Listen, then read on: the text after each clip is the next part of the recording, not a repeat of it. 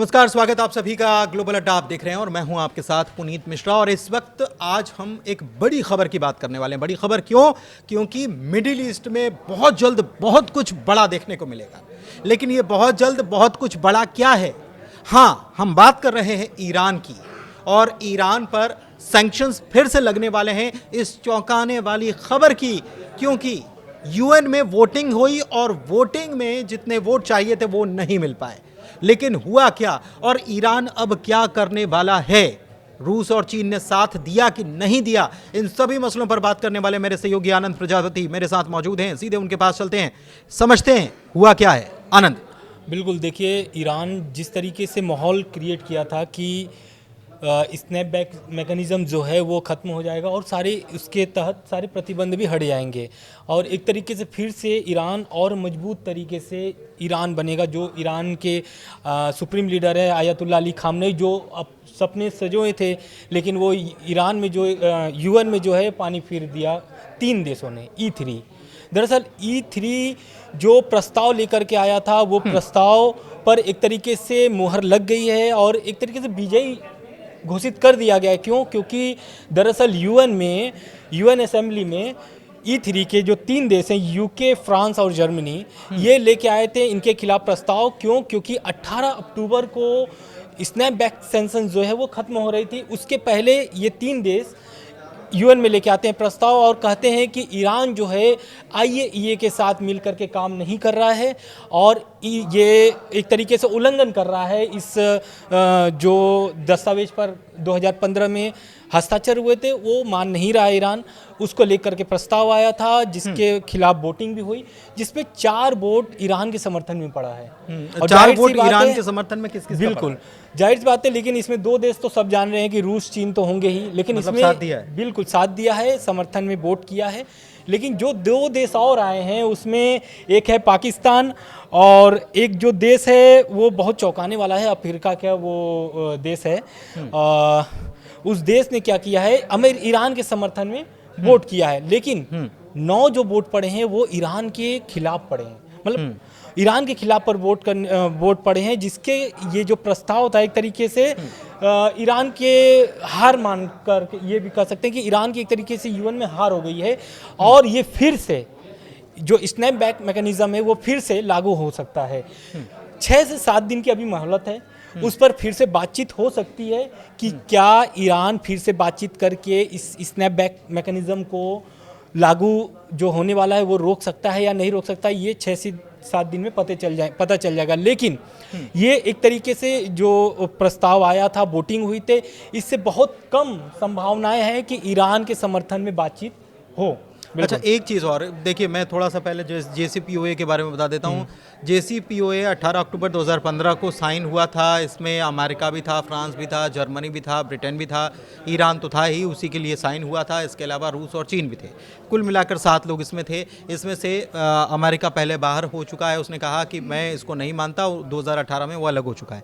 JCPOA की मियाद जो थी वो 10 साल की थी और 18 अक्टूबर 2025 को ये मियाद पूरी हो रही है। अगर इस मियाद को पूरा हो ऐसी स्थिति में ही मियाद पूरी हो जाती तो ईरान के लिए बहुत आसानी होती, उसके ऊपर से सारे प्रतिबंध हट जाते। और ये तारीख नज़दीक आने के चलते ही E3 देश जो हैं उन्होंने ये प्रस्ताव यूएन में लेकर आए कि ऐसा ना हो कि तारीख निकल जाए और ईरान जो है वो इससे छूट जाए और वहाँ पर वो परमाणु हथियार बना ले। लेकिन दिलचस्प बात यह है कि फ्रांस और ब्रिटेन के साथ जर्मनी का जो प्रस्ताव आया था, इसका विरोध पहले भी चीन और रूस की तरफ से कर दिया गया। मैं आपसे ये समझना चाह रहा हूँ कि ये जो सैंक्शंस की बात हो रही है कि लागू हो जाएंगे, ये सैंक्शंस से ईरान के ऊपर कितना असर पड़ेगा और क्या क्या इसका कारण क्या है कि इसके पीछे क्या चीज़ें प्रभावित होंगी ईरान की? दरअसल देखिए, जो स्नैपबैक सैंक्शन है इससे पहले समझिए कि ये है क्या। दरअसल इस प्रस्ताव में ये दिया गया था कि ईरान की जो तेल निर्यात है वो तेल निर्यात पर रोक लगेगा। दूसरा, वित्तीय लेन देन पर प्रतिबंध है। तीसरा जो है, हथियार जो है आयात निर्यात नहीं कर सकता ईरान। और चौथा जो है, एक तरीके से जिस पर हम लोग अभी बात कर रहे हैं, न्यूक्लियर ट्रेड बैन है और IAEA का पूरा सपोर्ट करना पड़ेगा। जैसा कि अभी हम लोग बहुत सारी खबरों में, बहुत सारी वीडियो में हम लोग बता सकते हैं कि IAEA के जो वहाँ पर निरीक्षण पहुँचे हुए हैं, निरीक्षण करने के लिए जो ईरान के परमाणु ठिकाने हैं, जहाँ पर उनके कार्यक्रम पर न्यूक्लियर प्रोग्राम जहाँ चल रहे हैं वहाँ पर IAEA निरीक्षण करने के लिए जा रहा है, लेकिन अभी पूरी तरीके से निरीक्षण की अनुमति ईरान की तरफ से नहीं दी गई है। लेकिन अब इसी अनुमति को लेकर के ये जो E3 देश है इसी को लेकर के प्रस्ताव आए थे और यही प्रस्ताव साबित भी हुआ, क्योंकि IAEA भी कई बार ईरान पर आरोप लगा चुका है। और जब 12 दिन की एक तरीके से इजराइल हमला किया था और अमेरिका ने हमला किया था ईरान पर, उस समय भी ये बात देखी गई थी कि ईरान जो है IAEA पर खिलाफ बयान दिया था और बताया था IAEA के जो चीफ हैं राफेल ग्रॉसी, उन्होंने बोला था कि ईरान जो है वो 6 परमाणु बम बना सकता है, बहुत सारे यूरेनियम वो जुटा चुके हैं। तो इन सब को देखते हुए ये हार हुई है UN में ईरान की। और जो बात हम लोग आपने जो 2015 की बात बताई कि ईरान क्यों हुआ, क्यों प्रतिबंध लगे, तो कुल जमा देखिए अगर स्नैपबैक सैंक्शन फिर से लागू होता है तो ईरान पर यही सारे फिर से जो 2015 में हस्ताक्षर किया था ईरान, उसको फिर से फॉलो करना पड़ेगा और हो सकता है कि ये फिर से 10 साल के लिए बढ़ाया जा सकता है। तो क्या फिर ईरान जो 10 साल से पीछे अपने देश को देखा है, इकोनॉमी पे तो असर है अच्छा खासा। देखिए उसकी इकोनॉमी पर बहुत इसका प्रभाव रहा है, इकोनॉमी पर विपरीत असर है, अच्छा खासा असर का मतलब विपरीत असर हुआ है। एक चीज़ आपको और बताएं कि इसमें रूस और चाइना जो हैं वो ये इनवैलिड बता रहे हैं, वॉइड बता रहे हैं इसे कि ये आप सैंक्शंस जो है ये इनवैलिड है, इसका कोई मतलब नहीं है, ये इसका उल्लंघन किया जा रहा है, जो डील हुई थी उसका उल्लंघन हो रहा है। और एक चीज़ और कि असर तो पड़ेगा क्योंकि पूरा बिजनेस ठप हो जाएगा, लेकिन रूस और चीन जो हैं उन दोनों ने साफ कर दिया है कि हम अपना बिजनेस ईरान के साथ बदस्तूर जारी रखेंगे। ये एक बड़ी बात है। बिल्कुल ठीक है। और दूसरी बात ये है कि देखिए उत्तर कोरिया तो साथ में था ही ईरान के, अब दक्षिण कोरिया भी जो है कि साथ में आया, क्योंकि ये जो प्रस्ताव पर वोटिंग हुई थी ये चारों जो देश जो दिए थे, चीन, रूस, पाकिस्तान और अल्जीरिया, ये किसके प्रस्ताव पर दिए थे? दक्षिण कोरिया के प्रस्ताव पर। तो कहीं ना कहीं अब उत्तर कोरिया के साथ साथ दक्षिण कोरिया भी साथ में आ रहा है ईरान के। तो ईरान के लिए कहीं ना कहीं ये तो अच्छा साबित होगा, लेकिन 6 से 7 दिन में क्या होने वाला है UN में, और क्या IAEA भी ईरान के समर्थन में कुछ बात करेगा कि नहीं करेगा, ये आने वाली बात होगी। लेकिन बातचीत की कोशिश शुरू की जाए, मतलब कुल मिलाकर एक खबर ये भी है कि अब ये जो तनातनी वाली स्थिति आ गई है और ये और सितंबर का आखिर, तो आज हम अगर बैठे हैं तो सितंबर के आखिर में दिन कितने बचे? 10 दिन बचे। बिल्कुल। और 10 दिन के अंदर ही कुछ होता है तो ठीक है। बिल्कुल हाँ, क्योंकि UN को भी 18 अक्टूबर की डेट याद है, क्योंकि 18 अक्टूबर तक जब तक कोई कार्रवाई नहीं होगी तो ऐसा मतलब माना जाता है कि वो फिर से वो अपने आप क्या होगा कि वो लागू हो जाएगा ईरान पर। नहीं, बेसिकली प्रतिबंध तो लागू हो जाएगा आनंद, लेकिन एक चीज़ और है कि रूस की तरफ से इस बीच ये कोशिश या पेशकश की गई थी कि ये जो है ये 18 अक्टूबर 2025 की तारीख, इसको 6 महीने एक्सटेंड कर लो। हाँ, बिल्कुल, मतलब IAEA से थोड़ी बातचीत जान दो और 6 महीने एक्सटेंड कर लो। बिल्कुल, लेकिन वो डील क्या होता है कि वो बातचीत सफल नहीं हो पाती है और इस कारण से इस तरीके से E3 जो है, मतलब E3 ने जल्दबाजी दिखाई, उसको लग रहा था कि 18 अक्टूबर की तारीख निकल गई तो मामला हाथ से निकल जाएगा। बिल्कुल। तो कहीं ना कहीं रूस चीन तो साथ में है, लेकिन अब ईरान में जो दो फाड़ हो रही है ये सबसे बड़ी बात है। दो फाड़ कैसे हो रही है? क्योंकि देखिए वहां पर 2 गुट है।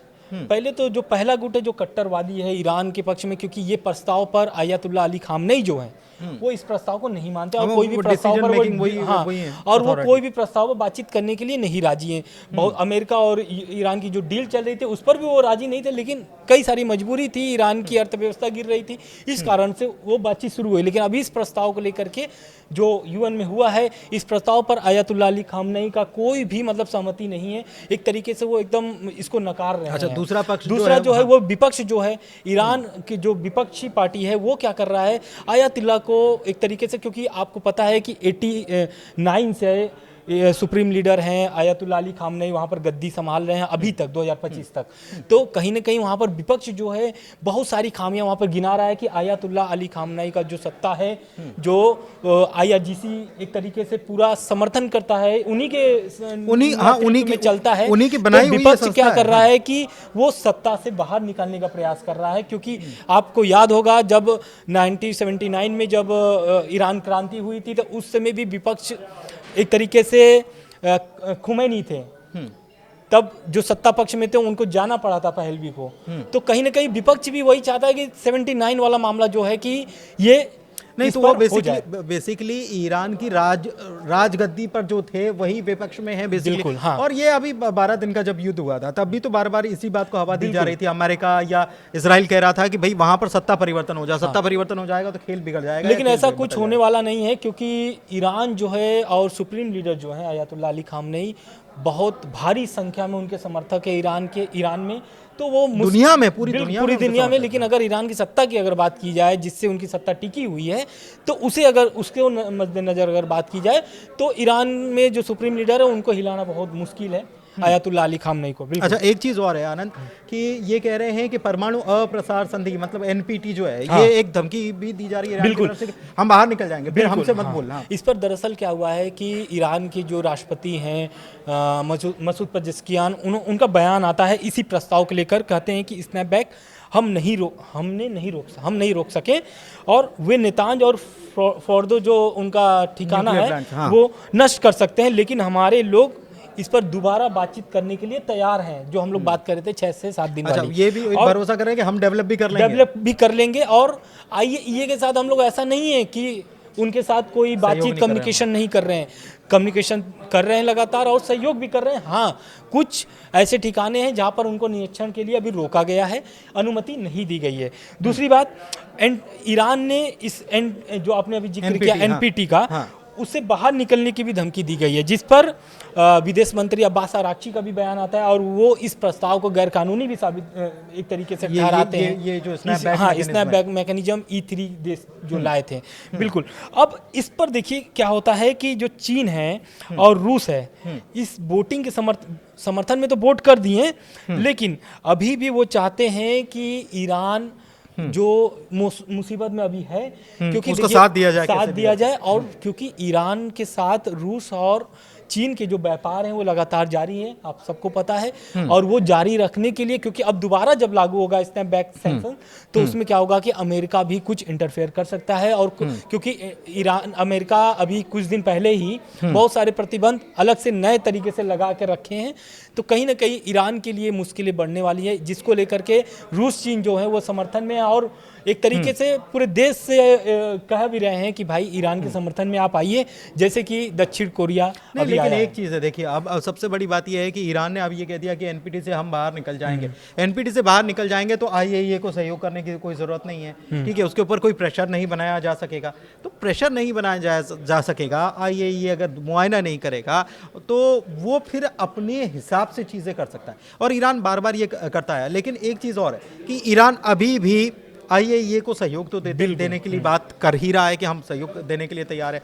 ईरान अभी भी ये कह रहा है कि हम कोई वेपन नहीं बना रहे। ईरान अभी भी कह रहा है कि हमारी परमाणु ज़रूरतें हैं, इसके लिए हम प्रोग्राम चलाते रहेंगे। तो ईरान की तरफ से ये चीज़ें कही जा रही है, लेकिन कहीं ना कहीं डाउट बाकी पूरे वेस्ट को हो रहा है। तो दिलचस्प बात यह है कि अब वेस्ट और मिडिल ईस्ट, खासतौर पर ईरान जो है उनके बीच तनातनी होने वाली। एक नया सिचुएशन जो है वो आपने देखा कि कतर के ऊपर जो अटैक हुआ इजराइल का, आनंद, हाँ। उसके बाद से बहुत सारे मतलब अरब और मुस्लिम मुल्क एक हो गए, बिल्कुल। ईरान भी यहाँ पर मौजूद था, पाकिस्तान भी मौजूद था। दिलचस्प बात यह है कि पाकिस्तान ने यहाँ ईरान का समर्थन किया है। दिलचस्प बात यह है कि पाकिस्तान ने वहाँ कतर का समर्थन किया है। बिल्कुल, पाकिस्तान भी यहाँ पर एक तो चर्चा में आ जाता है, यहाँ पर उसकी जो वैल्यू है वो यहाँ पर उसके वोट की वैल्यू बढ़ती है। दूसरी तरफ कि वेस्ट जो है, मतलब यूरोपियन देश या अमेरिका और ये सारी चीज़ें मिला ले, इन सबको मिला लो, और इधर आप देख लो मिडिल ईस्ट, तो मिडिल ईस्ट अब एक होता नजर आ रहा है। मतलब पहले अलग अलग था, तो अब सिचुएशन बड़ी क्रिटिकल होने वाली है, ऐसा लगता है आपको? बिल्कुल, क्योंकि देखिए अभी जो अरब जो समिट बैठी थी, जो बैठक हुई थी अरब देशों की, जो 50 से ज़्यादा देश बैठक किए थे, उसमें ईरान शामिल हुआ था। क्यों हुआ था? क्योंकि कतर पर हमला हुआ है। और अभी आप देख रहे हैं कि पाकिस्तान ईरान के समर्थन में अगर वोट किया है, तो इससे ये साफ नज़र आता है। क्योंकि पाकिस्तान भले अमेरिका का कितना भी पक्षधर हो, लेकिन जब 50 मुस्लिम देश एक साथ बैठते हैं ना, तो पाकिस्तान को कहीं ना कहीं उधर झुकना वो मुस्लिम उम्मा की बात आ जाती है। दरअसल मुस्लिम उम्मा की बात, बिल्कुल। और रह गई बात ईरान और कतर की ना, तो क्योंकि कतर भी अब समझ गया, क्योंकि कतर आप जानते हैं कि कतर में अमेरिकी एयरबेस है, और अमेरिका जो है कि कतर को छोड़ना नहीं चाहेगा किसी भी कीमत पर, क्योंकि पूरे मिडिल ईस्ट को वहाँ से वो एक तरीके से मॉनिटरिंग करता है कि कौन से देश क्या कर रहे हैं, कैसे कर रहे हैं। कतर एक ऐसा जगह है यूएस के लिए जहाँ पर चाहे इजराइल हो, समर्थन की बात करना हो, चाहे इजराइल को जो भी समर्थन मिलते हैं कतर के माध्यम से भी मिलते हैं। क्यों? क्योंकि अमेरिका वहां पर एक अपना पैड बना करके रखा हुआ है। दूसरी ये बात माना जाता है कि अमेरिका लेड गवर्नमेंट। हाँ, एक चीज़ और है, देखिए दो चीज़ें आई हैं। एक तो 27 सितंबर की तारीख आ गई है। ये मैं आपको बता दूं कि ये E3 देश जो हैं इन्होंने 27 सितंबर तक का एक वक्त दिया। इस बीच यूएन असेंबली होगी, इस बीच अगर कुछ बात बन पाती है तो बन पाती है और नहीं बन पाती, और आसार इसके कम नज़र आ। एक बात। दूसरी तरफ एक चीज़ और जुड़ी हुई मिडिल ईस्ट से जुड़ी हुई जानकारी मैं आपको दे दूं कि इमानुएल मैक्रोन जो है उनकी तरफ से एक बयान आ गया है। उन्होंने कह दिया है कि हम मंडे मतलब सोमवार के दिन हम फिलिस्तीन को मान्यता देने का काम कर रहे हैं। ये एक नया गेम चल रहा है। मतलब एक तरफ फ्रांस जो है वो ईरान से लड़ भी रहा है, वो कह रहा है कि आप वो मत बनाइए आप, और आप हर हाल में समर्थन कीजिए, आईएए को समर्थन देना पड़ेगा, उसको सहयोग देना पड़ेगा, इंस्पेक्शन करवाना पड़ेगा, तमाम चीज़ें। और दूसरी तरफ फिलिस्तीन को वो समर्थन भी दे रहे हैं और कह रहे हैं कि हम फिलिस्तीन को आधिकारिक रूप से घोषित करते हैं। मतलब एक नया गेम है। और इसमें अभी तक यूएस गेम खेलता था, ऐसा एक फ्रांस का नया गेम देखने को। फ्रांस अब E3 इतना एक्टिव क्यों हो गया है? दरअसल क्या है कि अमेरिका जब से रूस यूक्रेन वाले युद्ध में अकेले मतलब बातचीत कर रहा है, उसमें यूरोपीय देश को नहीं जोड़ रहा है, तो E3 को ये लग रहा है ना कि क्योंकि ऐसा नहीं है फ्रांस हो या फिर ब्रिटेन हो, पैसा उनका भी लग रहा है उस युद्ध में, यूक्रेन को पूरा फुल सपोर्ट वो लोग कर रहे हैं। लेकिन क्या हो रहा है कि अब ये लोग भी अपनी मजबूती दिखा रहे हैं कि भाई मेरा भी कुछ अस्तित्व है। फोकस जो है वो अमेरिका के ऊपर पूरा ना चले जाए, चर्चा हमारी भी होती रहे और हम भी प्रासंगिकता, बेसिकली प्रासंगिकता में बने रहने के लिए भी सारी चीजें हो रही हैं। और आप ये भी समझिए क्योंकि ब्रिटेन में भी और फ्रांस में भी वहाँ पर भी आंदोलन हो रहे हैं सरकार के खिलाफ, ऐसा नहीं है, वहाँ पर भी सरकार के खिलाफ हो रहे हैं। अभी आपातकाल जैसी स्थिति भी पैदा हो गई थी 24 घंटे के लिए। तो कहीं ना कहीं वो लोग देश भी परेशान है, लेकिन उनको एक तरीके से इंटरनेशनल लेवल पर अपने देश को अपनी वैल्यू भी बनानी है, अपनी वैल्यू साबित कर रही है कि हमारी वैल्यू क्या है। कुल मिलाकर हमने चीज़ों को समझा कि क्या स्थिति ईरान के साथ हुई है, और ये बिल्कुल तनाव जैसी स्थिति बन गई है। आप ये समझ लीजिए कि तनाव की स्थिति बन गई है। अब ईरान इस बीच, आप समझिए कि ये यूएन 27 तारीख के बीच या 27 तारीख के बाद ईरान क्या कुछ बड़ा करने वाला है? क्योंकि एक मिसाइल तो हवा में देखी गई बीते दिनों, ये बड़ा चर्चा में है। लेकिन ईरान इसके अलावा भी कुछ बड़ा कर सकता है, क्योंकि बाकी साथियों का पूरा साथ मिल रहा है ईरान को, और कहीं ना कहीं कुछ काम कर रहा है, इंटरनली काम कर रहा है, जो कि पहले से तय हो चुका है। इशारों में समझिए बातों को, ज़्यादा अभी बोलना मुमकिन नहीं, क्योंकि चीज़ें जो हैं वो खुलकर बहुत जल्दी दुनिया के सामने आने वाली हैं। लेकिन ईरान के ऊपर ये काम नहीं कर रहा है जिस तरीके से E3 जो प्रेशर बनाने की कोशिश कर रहे हैं। ईरान ने पहले से अपने पत्ते जो हैं वो सेट करके रखे हुए। कुल मिलाकर ग्लोबल अड्डा में इतना ही। चर्चा यहीं समाप्त करते हैं। कैसी लगी चर्चा ज़रूर बताइएगा। फिलहाल हमें दीजिए इजाज़त। धन्यवाद।